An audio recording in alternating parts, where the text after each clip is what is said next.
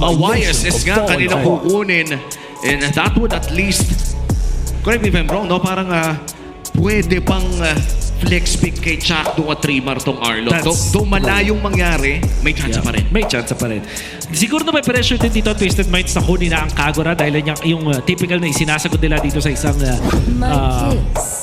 they match the Alice this time. Sila naman maglalaro ng ating Alice. Now it feels like ang ganda ng frontline dito ng Twisted, no? Parang yung setup nila, malinis yan pag na-clear mo na maganda. Yes, and a beautiful Bane gold ban for the side of Twisted Minds. Every time na nakakita ko ng YSS tapos natatanggal yung Bane gold, pumapalakpak ako. Both physically at pati sa utak ko. How about the CC? Kasama na ba yan sa mga contention? Hindi, katay ba dito ng Twisted Minds? For TNC, they're gonna be banning out this Yves. Chance na rin na Kagura ang iban dito ng TNC because that's typically what they pair it up with. Pero when it comes to... okay. Nice yun. Nice. And when it comes to counters dito sa isang Jushade, usually din ay pinipili ang isang Valentina. Well, I'm not sure kung ito ay inclination ng Twisted Minds dahil pwede nga naman din na magandang combo yan. But instead, the Farsa is going to be the bad. I think I remember nung nilaro ni Flap TC itong Alice na ito at sumagot ang Onyx Philippines ng isang Valentina. Isang beses lamang inagaw ni Super Prince yung Throne of Ruin, and that's mainly because 50 seconds ang base cooldown ng Throne of Ruin. At ang sakit nun para sa Valentina. Yeah. What is the gold lane dito para sa TNC? Pwede rin naman silang mag-CC against the Granger para hindi siya ganun kadaling patayin. Moscow also looks well kasi parang may range ka na pwedeng gamitin over this Granger. Yeah. At yung isa sa mga gustong ginamit ni Chakdo last time is the Akai. Laban dun sa, I believe it was the Franco ba or Gatot ni Light. Pero maganda siya versus Assassin. So I think in this game, it might work. I-double down ako. Magda-double down ako sa Moscow because ang grabe yung AoE. Yung team fight, yung ube dito ng Twisted. Parang gusto mag-split na lang eh. Pero looks like, it's gonna be the Nathan. Well, parang medyo malapit pa rin naman yung gusto nilang ma-achieve dito. Nathan, one of the best mages. Well, not mage, marksman na kaya talagang mag-push ng napakabilis. Sobrang late game nga lang. Pero yeah, pag na-pull up nila, will be good. Kaya naman pala Farsa at Eve ang kanilang binan kasi ito yung mga long range na mid laners. Twisted Minds will end up picking up the Kagura. Nothing too fancy. Talagang babalik lang sa mga go-to picks sila between the two teams. Makikita natin ang kakaiba lang is the Alice mula sa Twisted Minds. Kakaiba dahil ito yung first time na gagamitin nila. But obviously, itong Yison Shin plus Nathan, napaka-late game centric mula dito sa TNC. Can they pull it off? Yan ang tanong na kailangan masagot in game number 2 dahil napaka-importante ng game 2 na ito for both TNC Pro Team and Twisted Minds. Para sa TNC Pro Team, if they are able to secure this game number 2, ay rekta playoffs na ang TNC Pro Team. A feat na magagawa nilang back-to-back playoffs matapos ang napakatagal na slump entering Season 15 and 16. Para naman sa Twisted Minds, kung hindi nila makuha ang larong ito, ay sasaialay na nga nila sa mga ibang teams yung kanilang fate patungong playoffs. Welcome to game number 2 of our first best of 3 series. Ano kaya magiging kapalaran ng dalawang teams na ito? Sobrang depende yun if this lineup na may YSS and the Nathan can farm up to a point na nakakatakot na sila. Pero sobrang wombo-combo din kasi yung lineup ng Twisted dito eh. Ibang klase din kasi yung wombo combo ng Twisted Minds. Pagpasok dito sa labang ito, the Throne of Ruin, the Tectonic Charge, napakadaming crowd control. Even the yin-yang overturn na manggagaling dito kay Sean. Parang overload pa na talaga ng crowd control. Yeah. That will allow them na magkaroon ng enough time para mag-deal ng damage itong si Nosha as well as the MP the King. Naturally wins this. Alam naman natin, Eagles talaga Nathan on almost all matchups. Siguro lalamang lang siya sa Moscow dahil dun sa range. Pero kung laban sa Granger na isang strong laner, magiging maganda to. Interestingly, nag-Festival of Blood. Nosha as the second emblem. So ito yung basically he will get advantages at pag-spellbag maaga pa lang. And not to mention wala pang ulti din itong ating Nathan. So the range is a big problem for him. Nako, Lansu! Oh my goodness, nagamit yung flicker. Muntikan pa, makatakas ng bahagya. Pero for the meantime, that's a lot of resources pushed off from the XP lane of Twisted. Oo, parang hindi yata na-reset ni Lanzo ang kanyang passive ng as much as he wants to. Kaya naman hindi nakapag-sustain. And I think looking at items coming in from 3 Martizi, maagang short sword din kasi maagang dagger ang kanyang kinuha sa larong ito. Dalawang nawala dito kay Lanzo. Bukod dun sa flicker used. Doon sa moment na yun, nawalan pa siya ng isang cannon minion and 1 melee ni range minion. So, malaki ang laman ni Trimar. Pati yung crab pala, nawala sa kanya. For sure. Kaya kailangan alalayan muna siya dito ni Kaloy kasama doon sa baba ni MP. Pero si Zaida, sabi niya, pwesto lang muna. Yeah. Spot lang and he is gonna be fine. 3 marks. Mabagal lang ang pacing ng laro ito. Still no kills. 2 minutes in. Nagpapa-level 4 muna mga dalawa. Pero si Lanzo, delikado naman Clash talaga sila ng mahagya. Lanzo going down for first blood. Nagamit din yung flicker dito ni Kaloy. Grabe, ubos na ang mga bala dito ng Twisted Minds. Maaga pa lang TNC nagwawala. Oo, 2-0 na agad para sa TNC Pro Team at mukhang itutuloy pa nila sa pinakaunang pag-home ng larong ito. At hindi na ata makakapag-contest pa ang Twisted Minds. Ang purple buff ngayon ay mamatahan ni Chakdo. That's the turtle secured para sa side ng TNC Pro Team. At wala atang makukuha ang trade ng Twisted Minds para doon. Malaki ang lamang ngayon ng TNC, especially on that XP lane. Bukod sa namatay doon si Lanzo, hindi siya umabot doon sa death nung cannon minion, which also has that XP card. So, hindi ganun kaganda para dito sa Twisted Minds yung trade na yun, especially because they've lost 2 members. Then Zaida getting 1 assist. Ang saving grace dito sa Twisted Minds, hirap na hirap ang Nathan ni Benny Cutie. Alright, Throne of Ruin gamit agad Okay. Lanzo and 3 Martiz hindi na makakatakas pa. Sabi nila, laban naman tayo. It's our turn to shine. And that is gonna be 1 down. Magandang balik mula sa Twist. Oh, and that actually equalizes the game. Ang ganda naman combo nun. Pang-setup lang yung Throne of Ruin para sa magandang tech charge ni Kaloy. Linis. That looked very clean at biglang naka-recover, biglang nakahinga ng Twisted Minds. Yan naman talaga ang hinahanap doon ng Twisted Minds. Makahinga ng early game. Especially, tulad na lamang na binanggit nyo kanina na super late game. Ang lineup ng TNC Pro Team dito, you have Zaida on the season Shin. Si Benny Cutie ay naka-Nathan. Kaya naman dapat talaga ay lamang ang Twisted Minds dito sa early parts ng ating laro. Pero Nakikipagsabayan, bumalik sa kanya Shadow here. Obviously, maganda yung DPS and si Chaknu may stand din na kailangan abangan dito. Si Nosha, hindi siya pwede basta pumasok. Inaantay si Kaloy. It's Sean going for a dive here. It's a 4-man dive, possibly from Twisted. Sabi nila, wag muna. Oo, pero at least yung Gold Crab ay nakuha ng Twisted Minds. If you are Twisted Minds Wolf, ano ba yung pinaka-focus dapat ngayon ng kupunang ito? They have to re-stabilize dito sa Twisted Minds, i-activate si MP the King at the right moment, and most importantly, itong lead na meron si Nosha over Penny Cutie na halos 1,000, kailangan nilang gamitin. Kailangan nilang ipang-bully to sa Twisted Minds. So what does that mean? Kailangan ito si MP the King as well as si Nosha connecting together will deal the damage against TNC, continuously siege at i-secure yung mga remaining turtles natin. And so far, yung mga remaining turtles natin, dalawa na lamang with the second spawning already. Nakahawakan agad ng side ng Twisted Minds ang turtle na ito. Pero nandiyan naman si TNC para mag-contest. Lancy and Chakno giving vision, zoning out members coming in from Twisted Minds. Papatulan nata yung trip ni Chakno dito. Napakaling contest dito. Gagawin dito. Throne of Ruin, Lansu layered once more with a tech charge. Ubus agad ang buhay ng ating Hylos. Hindi makapasok si Zaida doon na tuloy ang bagong para dito sa Twisted Minds. Man, this scary Alice is really doing everything right. Kaloy up front as well. Parang imposibleng tagusan, Umi. Agandang combo mula sa Twisted Minds. Kaya naman pala, prioritize dito. First pick of that Grok is because it is gonna be set up by this Alice. Yung Alice na nag-flicker Throne of Ruin sa may tech charge, talagang sure na kumonekta sila at hindi natitigil dito ang Twisted Minds. Wow, ibang klaseng pag-set up at rotation mula dito sa Twisted Minds. Nahahawakan na nga nila ang isang 500 gold lead. Pero may counter ang side ng TNC Pro Team doon sa may bandang mid lane.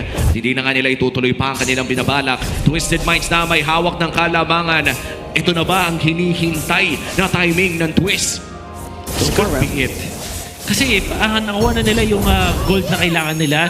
They actually allocated the right gold in the right hands. Nakita nila natin dito, 3,000 gold na. Itong si MP the King. You also have 3.81k gold dito kay Nosha on his route para sa Sky Piercer. Pagdating at makuha na nila yung Sky Piercer na yun, ito na talaga yung chance para sa Twisted Minds na Conceal? gumamit na mag-clash na mag-clash. Big conceal ka sa TNC dito. Mula sa likod, hindi yata yan i-expect dito ng Twisted Minds. There goes that glorious pathway and the big AoE na uubos. Abang HP bar nagtatalunan na sabay-sabay. But Zyda with the comeback mula sa likod. Decent frontline mula kay Nansu and Kaloy. Here comes MP the King possibly for the cleanup. There it's gonna be a double kill for Sean. Uy, may nakuha pa rin ang TNC doon pero lamang pa rin ang Twisted Minds ng 1,000 kalahati. For Sean, mabuburst lamang ng bagya. TNC Pro Team, ano bang hinihintay nila na mangyari dito? Gonna be waiting for another conceal play siguro. Kita rin ang combo ng TNC with the conceal play. Ni-utilize nila yung Mountain Shocker for that extra vision. And I think that they approach it in the right angle. Matama yung ginawa dito ng TNC na sa likod sila manggagaling instead na parap. Dahil nakita natin, kapag merong Grok tsaka etong Alice na magkasama, imposibleng makapag head-to-head na matchup doon. Mas magandang likuran na lang ng TNC, which I think is really good for them. So they just have to find that angle. Ang hinita dito ng TNC is another opportunity to go for that backdoor play. And this is the third turtle of the game, the final one. Mountain Shocker na gamit ng Zyda. Kita ang lahat ng mga miyembro ng Twisted Minds at hahawakan na nga ng TNC. Ang pangatlong pagong na ito, Angel coming in from the Alice. Naka-flicker si Lansu doon and it is right on time. Hindi na nakapag-grab si Primar and si Chaco na papatakbo na. It's a double kill for Sean and nag-aabang na ang Twisted for that turtle. And it is gonna be impossible for the remaining members of TNC na makapasok dito. Iiwan na lang nila. It's gonna be another one for Twist. Ibang hakot ang nakita natin dito sa Twisted Minds. Pangatlong beses na yung combo na nakita natin. Throne of Ruin into the tech charge. Napakagandang execution mula sa Twisted Minds. Always works 100% of the time. No para may counter. panalo yung mga Twisted Minds sa clash na yun. No counter so far. At buong mapinapakita tayo ng kakaibang tech ng Twisted Minds. Sobrang taba naman din kasi ng AOE ng dalawang yun. Yung tech charge, pati yung Throne of Ruin. Kaya naman itong kalamangan ng Twisted Minds ay lolobo lamang. 3.5k already. Getting a third as well. Doon sa may bandang itaas pero mid lane pa rin ang high contention para sa pares na kupunan. TNC Pro Team still trying to mitigate the damage. Nakapag-farm pa rin naman dito si Zyda. Pero ano pa yung masasabi nating power spike ng Yisun Jin dito? Gonna be waiting for 3 items sa Yisun Jin. I'm not sure kung magde-defensive item siya after nung kanyang endless battle. Kasi so far ngayon, ano siya War Axe after the Hunter Strike. So what I'm trying to say here is, kailangan ng konting kunat ng TNC in a way na parang kailangan na nilang i-survive yung salvo ng Twisted Minds. If they do survive yung Throne of Ruin into the tech charge, tapos makakapag-money back etong si Zyda with the lifesteal of this potential endless battle, dun siguro. So, what I'm trying to say here is, kailangan ng konting-konting sustain ng TNC. Saktong tiis bogey, no? Saktong-sakto kumuha na rin ng Oracle dito si side ng Trimar. And nung nasilip nga natin sa ating Infinix in-game equipment, MP the King mukhang rekta ng Blade of Despair para sa side ng Twisted Minds. No, mukhang tinapon na yung War Axe. Rumekta na ng BOD. Ang TNC kasi, I think they have so much sustained DPS. Walang burst. So, kailangan basically from re-hits. Both the YSS and the Nathan. So, what chance do you get pag may batong pumunta sa mukha mo? Oo. And ayan na nga. That's gonna be the mid lane turret na masesecure ng Twisted Minds. Recta Lord na rin. Babakuran nila ito. This is the first Lord of the game in Twisted Minds ang may control. For the longest time ng early game, para bang nahawakan ito ng TNC Pro Team. Pero ngayon parang hindi man lang makakalapit ang side ng Phoenix Army. And that's gonna be Twisted Minds na makakakuha ng pinakaunang Lord ng larong ito. Definitely the right decision sa Twisted Minds na i-blitz yung Lord na yon. Hindi man lang nakatingin. Yung TNC wala man na nakasilip. The fact na naging patient na Twisted Minds, hindi sila nag-pop ng mga ultimate nila dun sa turret push in the mid lane despite having the angle. Saving it para dun sa Lord fight to make sure na yung TNC ay hindi magkakaroon ng tsansa maka-contest ng Lord. Well done, Twisted Minds. Yeah, for TNC though, I feel like they're doing exactly what they need to do kasi sobrang super late game talaga ng Nathan. He has no choice but to farm up max items into one of the scariest DPS heroes in the game na literally buong team pwede mo yung AoE. That's so, true. ang tanong, mahanap mo ba yung pwestong yun? Mahanap mo ba yung opening to do what you're supposed to do? Well, for TNC Pro Team, kailangan na talaga nilang bumili ng oras para mabigyan ang Natan ng isang napakagandang item set na medyo malayo pa. No? I think this is going to be the Blood Wings sa pagsilip natin sa Infinix in-game equipment. Meron pa namang Holy Shields doon sa may bandang itaas pero may flicker din dito si Koloy. Kailangan mag-ingat in terms of pwestuhan kasi anytime pwede pasukin! Naku po na dahil, the King almost going down pero it will just be a shadow out mula dito sa Hayabusa. As a lot of the defense is removed from TNC though. Conceal. Conceal, use si Chapno, hinahanap niya sa NC. From the Ruben. There's a Pro Brew. Pumasok na pala si Lanzo and that's all. The DPS removed almost from TNC. Buhay pa naman pero 3-bar papasok na. And looks like MP's getting the timing is right for that shadow kill.